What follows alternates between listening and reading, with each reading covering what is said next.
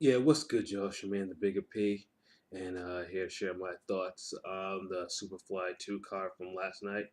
Um, I don't know if I mentioned it before, but I'm a huge fan of the concept, huge fan of these type of cards because I've always thought that the lower weights, anything under 126 featherweight, has always been underrepresented. When it comes to airing their fights on TV, at least on American TV. If I go to like Univision or any other of the Hispanic channels, I could see um, fights under 126 featured more prominently. Um, but it's always strange to me how this actually came into fruition. Because usually HBO is typically not a, it's not the type of. I mean, first of all, their moves these days, I just don't really understand them, and they do a lot of things wrong, and they do a lot of things right. But for whatever reason, they struck gold with the Superfly, with the super flyweight division and the super fly concept. The first card, which was last year, was spectacular. I mean, I enjoyed that card very much, and I think and got good ratings and everything. So it was only natural. Obviously, they're going to do it again. So yeah, my thoughts on the card. The first fight on the card was not actually even a super flyweight fight. It was just a regular flyweight fight where Donnie Nietes faced Juan Carlos Reveco. Um, One thing about this fight that I couldn't stand was the booing. Now I'm not saying that booing is not justified. I mean, there's been times where I watch a fight and the booing is justified. Let's just say an Arislani Lara fight, especially his last fight. There were boos just raining down. But the one thing that I couldn't understand is why the boos were raining down for this fight, and I think has something to do more with, I guess, what people think with the fighters in the lighter weights. Now, I guess if you're, for anything that's probably maybe 154 and up, you know, having a tactical fight, it's expected. But for the little guys, they're supposed to go 100 miles per hour, from 1 to 10 to 12 or whatever the final, how many rounds the fight's supposed to go. And the fight started out very tactical. It wasn't boring. I mean, they were still throwing. They were throwing. They were still throwing their shots. They were still doing everything that you would think that they were supposed to do. There was enough action, but the issue was, I guess it was just too tactical for them. And you hear people in the crowd, you get booing and stuff like that. And I'm like, what? It made no sense to me. Although the fight eventually, it did heat up a little bit more, where a lot of the technical stuff did go out the window. And you can see by watching the Antes is like you can see like why he's so highly regarded. I mean, this is actually my first time actually seeing him fight too. I've seen Rebecca fight before, um, and you see Nantes, pretty much is. I mean, everything he did had a purpose. I mean, he had a vicious, he had a nice jab to the body, nice left hook, nice counters. Um, Especially, of course, the counter, I think, was the fight that, the counter, I think it was a right hand counter that essentially ended the fight. I think it was at the end of the sixth round where he caught Rebecca right on the button with the right hand just before the bell rang. And then you see Rebecca just like stumbling all over the place. And you see something like that, and you're wondering why the corner would actually let him out of the corner. Like he didn't seem to have he didn't have his wits about him or anything of that nature. So I was like, okay, yeah, this fight's pretty much about over. But the corner let him out in the seventh round, and um, Nantes smelled blood and just pretty much wiped it. I think Rebecca pretty much went down as much as the punches as also, you know, just uh, just not having his wits about him. And thankfully, I mean, he got up, but Rebecca got up, but thankfully it was stopped at that point because this corner stopped it because I was like, I mean, pretty much if he gets up from that, pretty much all you're doing is just holding up the inevitable violent ending, which you didn't really want to see, especially for someone who's clearly out of it. So it was it was a good debut for the Antes, and I enjoyed the fight a lot, and hopefully, I mean, most likely we'll see him in the mix, maybe in another HBO event or Hell, maybe he'll even make his way up to Superfly weight at some point. Um, the second fight, which pretty much was the negative, which was the opposite of that fight, which was Carlos Cuadras versus McWilliams Arroyo. Um, Cuadras, of course, is pretty much is like one of the HBO favorites, which is why he's on these cards. I mean, you see him on pretty much every card around ever since that war he had with Chocolatito a couple years ago. Mick Williams Arroyo, I know, has been out for like a couple years. I think his last fight before that was a loss to Chocolatito himself. So yeah, pretty much all two people who were pretty much that were beaten by Chocolatito. Well, not decisively.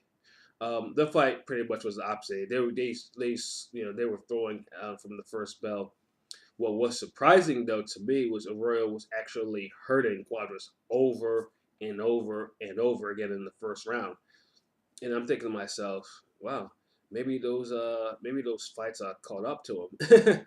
They caught up to him so quickly. And Quadras, he weathered the storm and he came back. He wobbled him again in the next round, and then pretty much those two they were just trading leather. It was a phenomenal give and take back and forth. By the last couple rounds of the fight, though, um, I think the technique itself pretty much went out the window with Quadras. Like Quadras was just, I think they were just mostly like headhunting. Like before, both of them were going to the body, especially Arroyo, but they both got away from that. And then Quadras though was just swinging for the hills. Pretty much lost all type of discipline and everything like that. And Arroyo's, he was going headhunt too, but at least he kept his technique about him, and then he was wobbling him. I mean, there was a lot of things that was a lot kind of alarming to me. Quadras was actually like walking into these hellacious shots. I remember he walked into this overhand right, and then there was a right hand that he was walking into. He was walking into all these crazy shots, and I couldn't believe it. I was like, you know, move your head. Like, where's your defense? um, but it was a little bit too. It was too little, too late. He couldn't.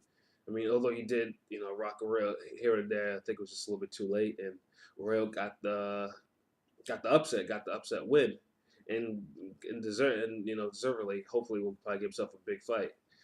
With Quadras, I just don't know where he goes after this. I mean, he's lost two fights in a row. At least the fight. I mean, they shot the fight last year on the Superfly card was by 1 point. Um, it's very close. But this one, he just seemed like it was. I don't know if it was just the opponent he couldn't get up for, or it's just the style of fighting, or I don't know. But he clearly did not look like the type of fighter that he had been before. And I don't know if it's just maybe a style thing or the fact he had a new trainer. He had Abel Sanchez, I believe. Um, who knows? But I would probably give them whatever next time he fights. I would pretty much give him a tune-up at least, just to see where he's actually at in terms of, whether or not the fights are actually catching up to him, or it's just the fact that he just, it's just an off night. Um, so the main event was Sister Sir Rongmasai, fresh off his 2 wins over Chocolatito versus um, Estrada. Yeah, I almost forgot his name for just a minute. Juan Francisco Estrada. Um, Estrada, of course, was known last year, um, being in the co-main event for the first Superfly, winning that razor thin decision over Quadras, and that was the fight they were like, pretty much was like Carlos Estrada. I'm like, who? They named two, but Estrada, um, good puncher, good, really good counter puncher, fast hands and everything. And then Sorong Masai, who, when I looked at him now, I mean, he rehydrated, but he looked absolutely huge. You had like big calves and the big, stones in his hands. So it's like thinking like, which is gonna be how you think this would actually play out. I will say this though, um, Estrada Estrada probably would have been more suited if the fight was 15 rounds or in the 15 round era, um, because he was a little bit of a slow starter, and he allowed, to me, in the first half of the fight, he allowed Sor Rungvisai to march forward to impose his will a lot more, and you could tell that his power bothered Estrada. Estrada knew that he wanted to go in and mix it up, but then he would just leave himself too open to these body shots, which were hellacious, or taking a straight left to the head, and it was clear that his power was bothering him. It was like, so pretty much he tried out fighting him. He tried a lot of lateral movement, um, which I think which was probably one of the reasons of why trying to get Sora Rungvisai to overcommit, and he was doing that a lot. And there were at least three slips, because of him trying to overreach his punches and overcommit his punches, getting his legs tangled up. Now, most people were saying those were legit knockdowns. I'm one of the ones. I mean, I saw slips. I mean, that's just my thing. And then Estrada himself would also go down, but it was also a slip. So it was a very it wasn't an awkward fight, but it was a fight where pretty much movement was key, for Estrada to not get hit with bombs, and also movement was key to also to try to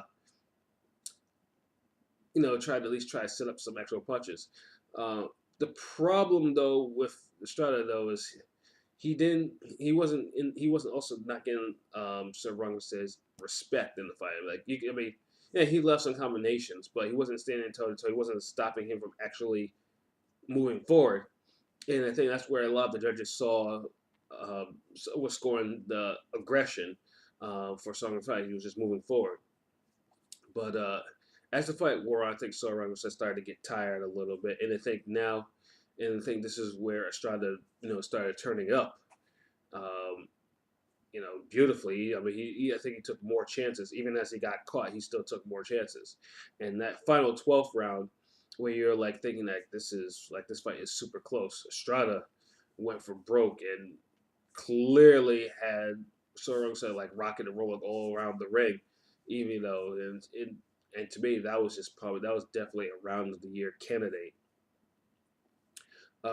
Myself, I think because just the fact that he came on so strong in the second half of the fight, but a little bit too late. I mean, I gave the fight to Sor Rungvisai. I think it was like either 115, 113, which was one of the judges' official scores, or 115, 114. I think there was a round that you could say, oh, that was it was even.